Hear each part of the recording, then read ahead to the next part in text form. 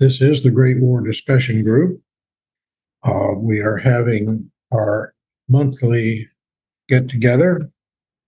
Topic for today is radio, something I've had an interest in for maybe about 60 years since I got my first amateur radio license. I was very young. The topic has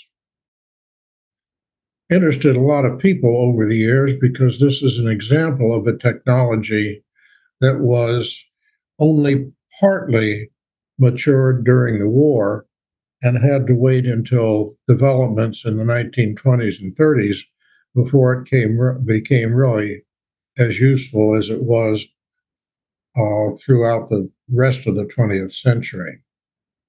As I mentioned, I'm Charlie Van Way. My personal interest in the war is well known, and my interest in radio goes back till the time I was a teenager and began doing amateur radio. I think I've sort of done it off and on over the years, but I've been especially active in the last 10 or 15 years since I retired, or if you will, semi-retired. But to get started, the story of radio in the Great War is one of opportunities that were both gained and lost. What we will talk about this afternoon is first the development of radio. Next, an opportunity gained, the naval warfare, with some examples on how it was used successfully during the early 20th century, and then a time during the Great War when it was really not used successfully. And we will talk about the Battle of Jutland as part of that. Next, the first battle of the war was actually in Africa. It was in August, before the Germans invaded Belgium and France, and it was known as the Battle of Togoland, and it was fought over a radio transmitter that hadn't yet been built. Next, we'll talk about opportunities lost, which is the ground warfare. Radio was nowhere near as useful in the ground warfare as it became only 20 years later in World War II. And finally, we'll round it out with a talk about espionage, which was a major concern during the war, both here and in England, and indeed in most of the combatant countries. So, early days of radio are somewhat interesting because radio by this time had been around for literally about 30 years. This was not a brand new technology. The underpinnings were done by Hertz and Maxwell, both of whom are used as the names of quantities involved in electronics, and Tesla, which of course is now a brand of motor vehicles. The first use for communications was actually pioneered by an Italian, Marconi, and Popov, a Russian. The same two people were interested in using it on ships, and again, that was done before the end of the 19th century. Marconi is credited with the first transatlantic communication in 1901, and he certainly won the battle to get credit for everything because he got his Nobel Prize in 1909. So by the time of World War I, this was a technology that had been well established. It was used on ships. It was the subject of a Nobel Prize, and that's something that they don't usually give to things which are just experimental or just tried. Compared to something like the airplane, the radio had been around for a generation. Popov on the left and Marconi on the right.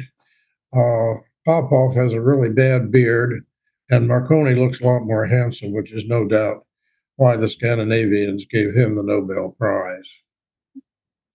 The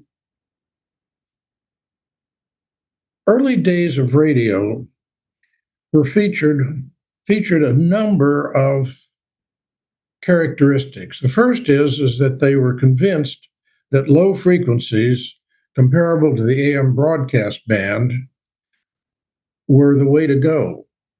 And this meant long wavelengths. The AM broadcast band is in the neighborhood of 200 meters wavelength. You went all the way up to 600 meters for some of these things. What that meant was that you had to have a huge set of antennas, and these are pictures of two different antennas of that era. The antenna then became a major investment, and there was a lot of work done on trying to improve antennas. This is possibly an example where the drive to build something monumental and to spend a lot of money greatly interfered with the development of radio. The fact is that the wavelengths 200 meters and longer were much less useful than the higher wavelengths, as we found out subsequently. And we'll talk a little bit more about that. They also had none of the electronic sophistication that was developed in the 1920s and 30s. Reception was by a mechanical gadget. It was a little tube of powdered metal that, if you kind of did the right things with it, it would it would, as it were, decode a signal out of the air. In the early days, this was mostly Morse code. But even to use this, they put up an antenna. They would feed the signal to a coherer, usually with some sort of tuning involved.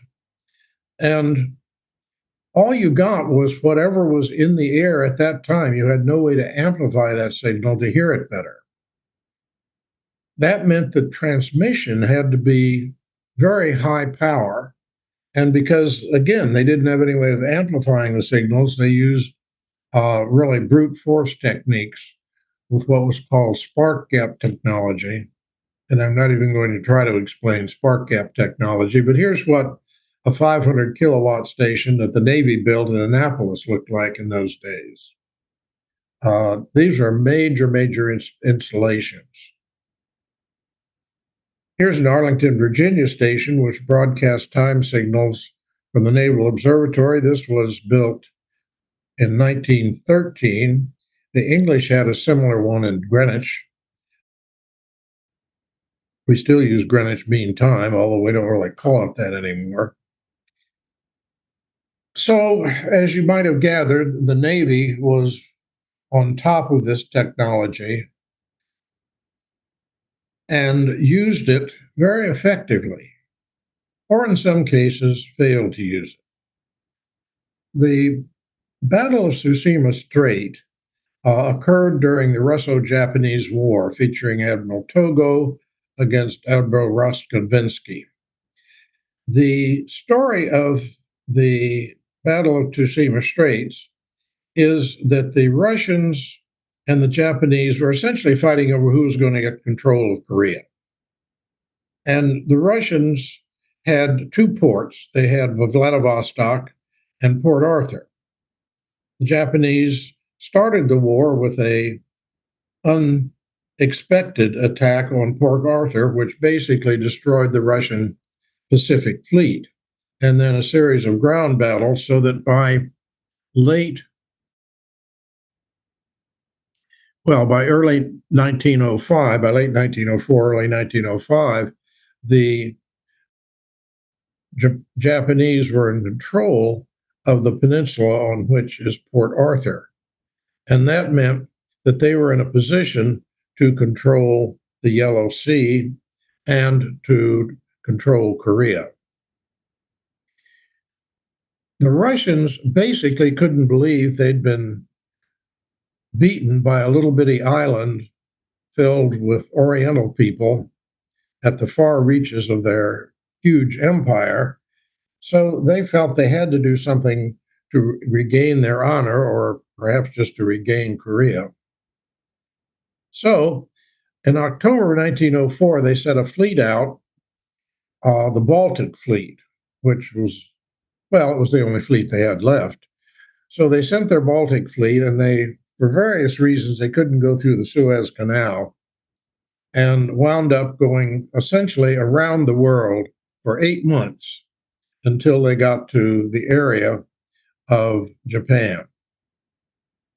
Now, at this point, they're in pretty bad shape, and what they needed to do, sailing for 8 months puts a lot of wear on all of your ships and your people. They wanted to go to Vladivostok, refit and rearm, repair everything that needed to be repaired, and then sally out and beat those treacherous Japanese. It didn't really work that way for them. What happened was the Japanese fleet was sitting in the harbor in Korea, and they had a problem, which is when was the Russian fleet going to get there?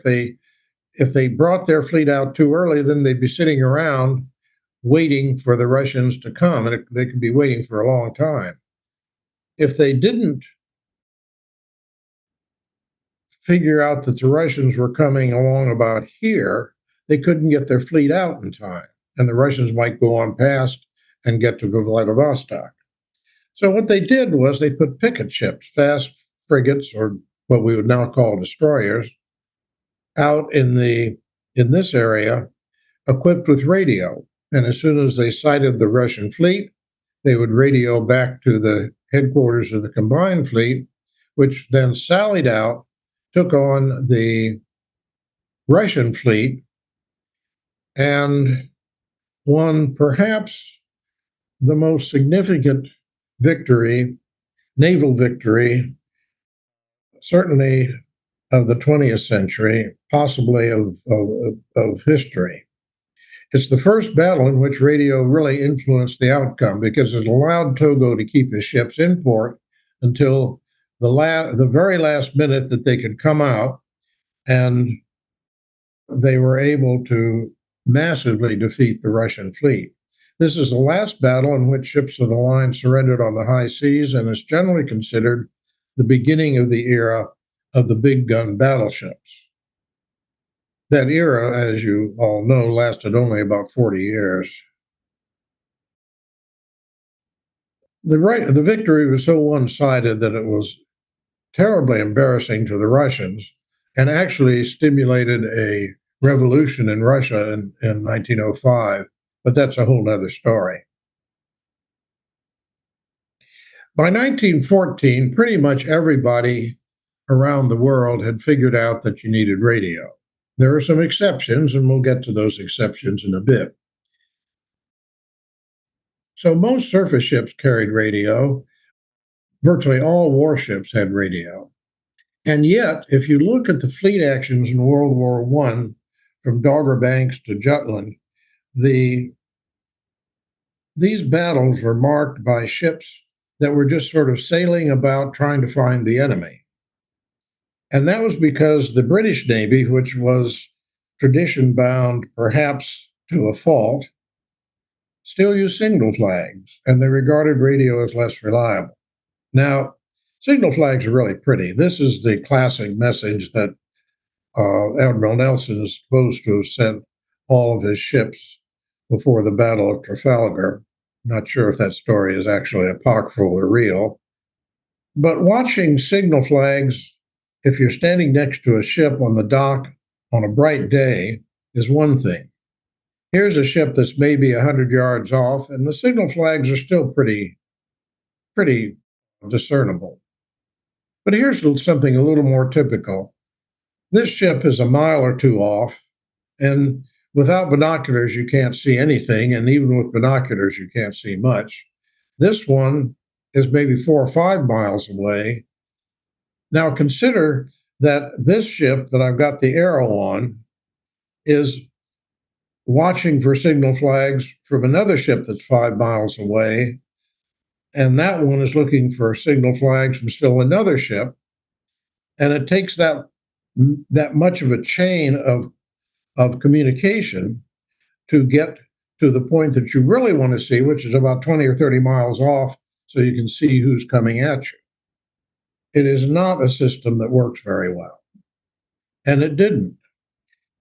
The Battle of Jutland was on May 31st, 1916. The British Navy got the word that the German Navy was going to sortie out, and they did.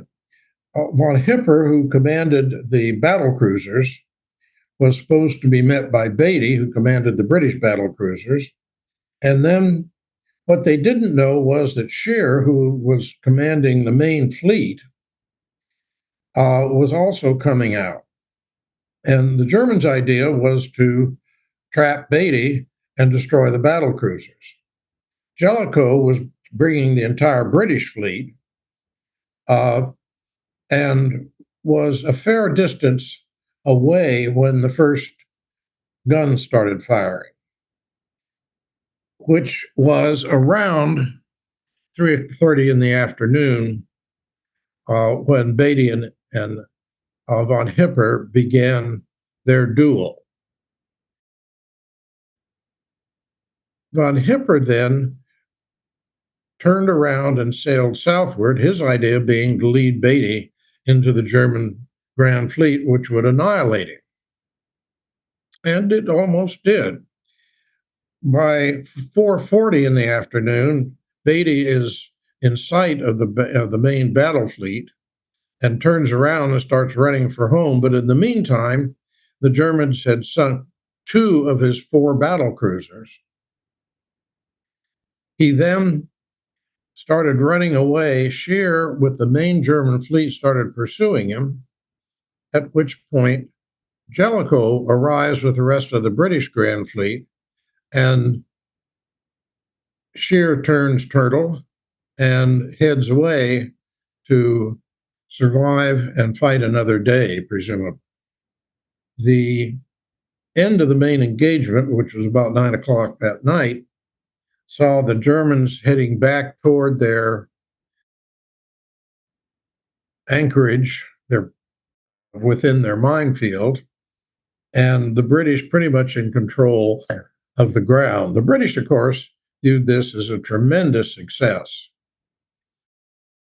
And in some ways, it was a German victory, at least in terms of ships and men killed and even tonnage sunk. The advantage was well on the side of the Germans. On the other hand, the problem was that the Germans never came out again. So the British, while suffering a tactical defeat, actually had a strategic victory. Now, Beatty actually steered his battle cruisers right into the German fleet. That could have been prevented. If he'd had picket ships or scouting vessels out ahead that could communicate with his ships by radio, he would have known where the fleet was. And he led his battle cruisers into a trap and lost 3 out of his 4 battle cruisers. But he was pretty well connected, and he actually did lead the German Grand Fleet into the British fleet. And therefore, he was after that, he was promoted to command the entire fleet. He actually took Jellicoe's job. I think what that says is it's good to be buddies with the king. Submarines were a special case because radio doesn't work underwater. And for those of you that know a little bit about this, there's an exception to that, but it certainly wasn't visible in World War I. The boats were fairly small. They didn't have antenna masts for fairly obvious reasons. And as a result, they would surface, run out an antenna, and they could receive, but they couldn't transmit. The range was only 200, 300 miles. This explains why the radio station on the west coast of Africa was thought to be so important that the British and French sent an expedition to prevent the Germans from doing anything about it. By the end of the war, reliable communications at sea were actually quite routine, and the Navy used radio communication just routinely. The U.S. Navy regarded radio as a strategic asset and controlled all radio during the war. Amateur radio and other types of radio were pretty much off the air. The Navy tried very hard to keep control of radio, and we would not have a Federal Communications Commission, we'd have a Navy Radio Bureau. But Herbert Hoover, amongst a number of others, succeeded in returning radio to civilian control as it is today. It passed under military control during World War II, but that was about it. So I mentioned the first land battle a couple of times. It was August 6th to 26th. So while the Germans were working themselves up to invade Belgium, there was a small war going on in Togoland in Africa. Togoland was the smallest of the German possessions in Africa, but it was also the closest to the Atlantic. So their idea was to build a large radio station. These are a couple of pictures of what it would look like eventually, to be able to communicate with ships all across the Atlantic. And this would have made their submarine warfare considerably more effective, not to mention commerce raiding by surface ships. So there was a joint British and French objective to take the partly built radio station in Kamina, and they came in from Ghana, Burkina Faso, and the Germans had very little to oppose them with. They had some police and paramilitary. It wasn't much of a war, but it was the first ground battle of the war. And here's some pictures of these. This is one from our collection with a bunch of French African troops and their machine gun. Been a couple of books written about it. The outcome of it was interesting. The British annexed the west part, this part in here, and eventually it became part of Ghana. And when Ghana became independent, it's still a part of Ghana. The French annexed the east part, which is the Republic of Togoland today, and they still speak French, but it's an independent country in Africa. This is the remains of the Kamina radio station, which I was able to find online. Apparently, it's just a ruin that sits there, and this was part of the underpinnings for one of the big antenna masts. All right, moving on to ground combat. This is where the opportunities are just missed. Ground combat in World War I would have been very, very different if they'd even had the kind of radios that they had 20 years later in World War II. So why was that? I think we have to conclude that it was state of the art for a number of reasons. Communications in the land battles were by telephone when they could get it, because you could use voice. Telephone actually worked quite well, except for the fact that if you were anywhere near artillery, the wires could be cut. The biggest problem is that advancing troops were a problem. Visualize a guy going through no man's land up against machine guns with one of these spools on his back, trailing a wire behind him. I think you can easily see that that is not going to end well. On the other hand, they did try, and without a lot of success. Essentially, as soon as a body of troops got more than 500 yards across no man's land, they were totally out of communication, and they couldn't call for reinforcements. They couldn't even give their status report, and they would be very vulnerable to German counterattacks. That worked both ways. This sort of problem happened to everyone who tried to attack across trench lines, both on the Western Front and even on the Eastern Front.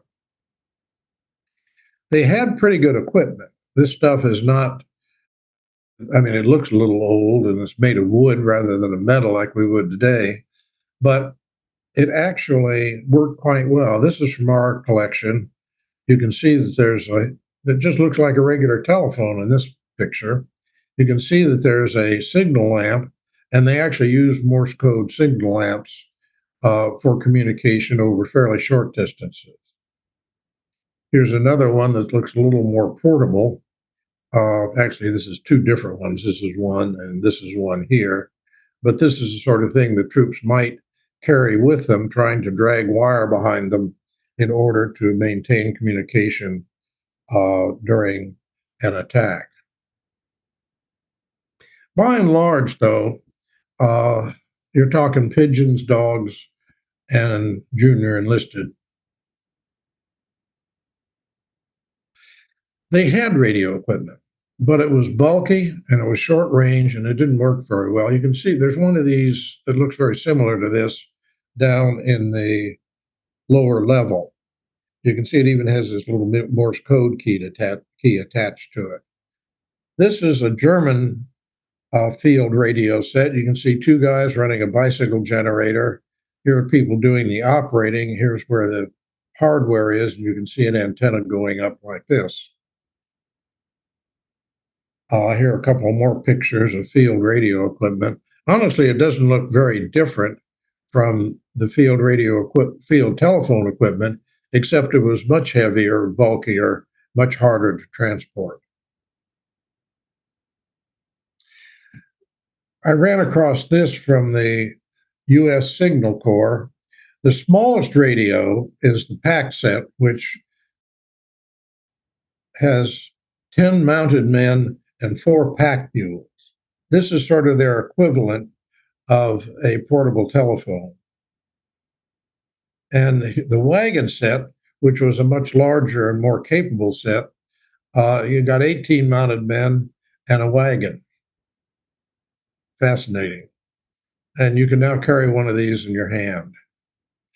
They eventually started using motor vehicles to tow them around with, but this was a pretty large, complicated piece of equipment, which would have been forgivable if it worked very well, but it didn't work that well. Here's a guy, this is a civilian picture from that era showing what it took to have an antenna mounted on a motor vehicle. Because they were using such long wavelengths, they had to use these massive antennas, which were totally impractical. Communicating with tanks, as you probably are aware, was a major problem. This tank, for example, is equipped with a semaphore right here. So they could actually, with the idea that whoever the guy behind the tank, this might be a command tank, and the guy behind it could read the semaphore signals and piece together a message. The British even tried to mount antennas on some of their tanks, and that worked about as well as you would think it would. Survival of an antenna in battle was even shorter than that of a tank. By World War II, all of this had been solved. The Panzer II had one crewman whose job it was to run the radio. They were using much higher frequencies in terms of wavelength. This is about 10 meters, which requires only about a 7-foot width antenna. So communicating from headquarters to tanks or from one tank to another became much easier, and the tank became a much more effective weapon as a result of that. Of course, these were also more reliable and better made than World War One tanks. Because the radio units were so bulky and difficult to set up and to maintain, they tended to be held at headquarters units. So what happened was that the militaries, this is true of both sides, although these are the Allies here, would set out radio direction finding vans. And they would drive this truck around, pick up a signal, drive another 10 miles, triangulate on another signal, and by getting two different directions, they could triangulate on the site of a headquarters and then communicate that to either the air arm or more likely to the artillery, which could then focus in on the headquarters and put it under fire.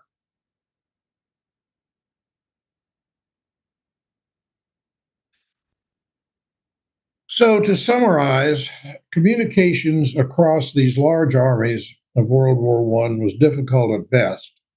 And they had the telephone, which did work. They had essentially, it was a modification of the telegraph, but troops couldn't, they outran their wire. And the conclusion that you come to after going through all this is that if they'd had improved radio equipment, it would have made a huge difference in the ground war, but they did not. The air war was interesting in that they needed to communicate from airplanes to the ground relatively quickly because once an airplane flew over, say, an artillery battery, the length of time that that battery might be in place might be measured in minutes, but certainly wouldn't be measured in several hours. So they started by just flying over either their airdrome or their artillery headquarters and just throwing messages out that would have the location of possible targets. Eventually, they built transmitters, but these were low powered and they only worked one way. This is from the museum. It's in the West Gallery. Or they actually were able to use voice transmission by the end of the war. These were all limited because they're only one way. Again, they're so fixated on these long wavelengths and on using the spark gap technology that they never progressed past that. And it made it very difficult to actually do anything in the way of equipping airplanes with the kind of avionics that we take for granted today. Morse code was used throughout the war, and you hear people talking about the learning Morse code when they were going through signal school. I think several of the volunteers have actually been through that. Why was radio so poorly developed? Well, several reasons. The attitude of senior leaders toward this newfangled technology was really poor. Uh, this was before people realized that that technology could be a major weapon of war. And this particular technology really wasn't very understood. I mentioned the long wavelengths and the vacuum tube. Now, in order to really use radio properly, you have to be able to take the signal that comes in off the antenna and amplify it, and then put it out to some sort of speaker or headphones. But they couldn't amplify. They knew about vacuum tubes. This is a DeForest, so-called Audion, in 1908, and as you gather from the from the name, his focus was on amplifying audio signals, like from a record player, but works perfectly well at radio frequencies, and it just wasn't developed, even though it had been around for quite a long time. So the missed opportunities were essentially the failure to develop the vacuum tube, which is not the easiest thing in the world to make, and the failure to identify where the best frequency bands were, and persisting in the delusion that you had to have long wavelengths for long communications. I think that's an example of the pathetic fallacy, but I'm not sure. You'd have to ask a better logistician than I. This is an example of what's available today. This is a 21 megahertz transceiver, which is about 15 meters, and I can literally talk to Europe on this radio. This is a much higher frequency one. This is the modern equivalent of the walkie-talkie, and you can see it fits in my hand, and I can talk to anyone around the Kansas City area with this. All right, on to espionage. Now, there was a great deal of, how shall I put it, interest in espionage. People were very afraid that the Germans were listening to everything that they had going for them, and a lot of effort was put into spying on the other side. Fortunately for the Allies, the British were simply better at this than anybody else, including the Germans. But we'll get to that. On the home front, both in England and the United States, radios became very much suspect. This would be a typical, this guy is out in his backyard would be a typical radio enthusiast of the day. He doesn't have a very big antenna. It actually looks more like a radio direction finding antenna, but he could actually transmit and talk around the country with this. The typical spark gap transmitter is this one here. It's very similar to the airplane one that I showed earlier. So you could actually put a transmitter in a fairly small case. On the right, you can see a rather famous example of a German spy who actually had this in a box in his home and used it to, I don't know if he talked to Germany. I think he more likely talked to one of the German ships at sea. And these are a couple of panels from the popular book, Schmidt the Spy. Despite the fact that an awful large number of people in the United States were of German origin, either first or second generation, Germans were kind of harassed, and especially immigrants who didn't speak very good English were not treated very well during these spy scares. Yes, they used radio direction finding with occasional success. The problem is if you're a spy and you're transmitting late at night, you keep your transmissions very short and you move around a lot, which makes it very difficult to do radio direction finding. It's one thing on the battlefield of Europe to pick out the immense amount of radio traffic that you might have at a corps headquarters and pin that down. It's quite another thing to be able to get a fix on somebody who's operating a clandestine radio. During World War II, there were a lot of clandestine radios used in Europe by the resistance to communicate back to England, and it was used very effectively. The English, as I mentioned, really did this right. They had the German naval codes broken by early in the war. They actually cut the German telegraph cables, forcing the Germans to go through relays and then tap the relays. They actually established Room 40 at the Admiralty under Admiral Blinker Hall. He was called Blinker because he blinked his eyes a lot. I think they were reaching for that one. But apparently he was a very bright guy, and there have been a couple of books written about him. This is an old picture of the British Admiralty building as it was in the 18th century, indicating the age of the building and the perhaps the attitudes of the senior people in it.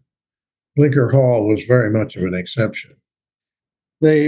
But they were able to intercept wireless messages to submarines, which was a big deal. They intercepted telegraph messages and, of course, decoded the famous Zimmerman telegram. They actually knew where the submarine that sank the Lusitania was in April of 1915, which is very early in the war. They didn't share the information. That came to light much later, but they had the problem of code breakers in every war is that if you share the information, the other side knows you're reading his mail and changes the codes. So you have to be able to share the information, but do it kind of the QT and limit the number of people that you have that have access to that information. So you limit the ability of the other side to know that you've gotten information. And a perfect example of that is the Battle of Jutland, where the code breakers in Room 40 knew perfectly well where the German fleet was going, where it was going to be on May 31st. The naval, actually, apparently an admiral who was a liaison to Room 40, simply didn't ask and didn't do anything with the information. Most of the British High Command, people like Blinker Hall an exception, most of the British High Command was really not comfortable with the code breaking activities of Room 40. We saw a little bit of that in World War II, but not a lot. So, to conclude, was radio an effective adjunct, or was it simply a way to put pigeons out of work? In ground warfare, only headquarters units had the equipment. This was both a limitation and a vulnerability. It was limitation because where you really want good communication is out to the guys on the sharp end. But it also was a major vulnerability because it allowed the other side to cone in on your radio on the source of your radio traffic and blow up your division and corps headquarters. The naval side was much more usable. Battles like Jutland aside, most of the time radio was very valuable, widely appreciated, and widely used. The air ground to ground communication actually developed during the war and became more and more useful. In summary, radio was important to the war effort, but it was only vital at sea. Other technologies were exploited much more effectively. Chemical weapons, airplanes, machine guns, artilleries, tanks. All of this was exploited far more effectively, even in the non-lethal side. On the medical side, things like wound care, anesthesia, and sterile technique were all developed and exploited heavily during the war. And war is associated with an advance in medical technology in large part because it allows the forcing of technology in ways that you can't do during peacetime. I think the bottom line is twofold. First, the crucial role of communications was not really appreciated. Most of the high command, especially the Army, were back in the days when you could, if you wanted to communicate with the general over on the next division, you simply sent one of your aides on a horse to gallop over and talk to him and bring back whatever message he had. The equivalent of that in the Navy, of course, was the reliance on signal flags, which were great if everybody is sitting there in line of battle a few yards apart, but it's pretty worthless if everybody is miles apart through on the open ocean. And attempts, the development of radio technology really went down a blind alley for the first, I'd say 25 years of its development, from the late 19th century into about the 1920s when things began to be more useful. Even as late as 1921 or 22, there was an international conference to allocate parts of the spectrum to the radio frequency spectrum to different activities. And anything shorter than 200 meters was considered to be useless. And as a result, they gave a lot of those frequencies to the amateur radio community, figuring that they were civilians and they could play around with this stuff all they wanted to, but it wouldn't really affect anybody. Today, of course, we know very differently, but the world population of amateur radio operators is several million, and nobody has dared to try to mess with the frequency allocations. All right, we're finished in plenty of time. Does anybody have questions? If you do, just unmute yourself, and I will try to answer it. Curious about two things. One was, when did they get away from the long wavelengths to the shorter wavelengths and figure out that that was a breakthrough to the utility of radio technology? The pioneering work was all done with very long wavelengths. When uh, when they did the first transatlantic, it was done with wavelengths of 300 or 400 meters. In the 1920s, people began to realize that the shorter wavelengths were actually, in many ways, more useful.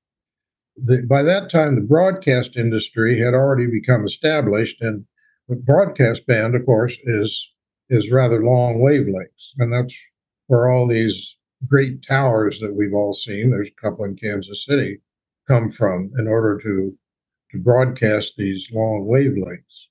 But as things went along in the 20s, people began realizing that that wasn't necessary.